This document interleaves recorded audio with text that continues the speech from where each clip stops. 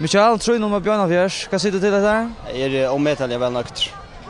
Var du bänkner för möten som Lee det som tar ju stäcka flera av åtallen av en eller jag skapar. Var du bänkner möten dem under det någon? Ja, jag spelar en av jag här fram om några andra Lee där så omedliga stärker fram efter och vi vet också färdig där på kontra. Och tog tag vid inte för givet och tog vart kär kommer vi får skåra och komma åtta och så hade vi styrat dysten här så.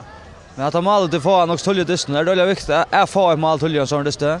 Ja, det är det att så plötsligt vi inte forcera Lukanek för det vill säga att vi kunde kontrollera att här shota loppen bättre. Vi skulle ju framhäva mål och ta det att här slå åter kontra och tar vi får att mål så kunde vi styra dysten resten av 1000 meter. Men så att när jag lägger det center åter vallen och faktiskt är det som kontra tar så tar det blir 2 och så är det ju så. Jo, det alltid. Alltså är alltid mest på när sätten har tar runt jag gera en vör men alltid mest att krafterna för junge undan chatimon.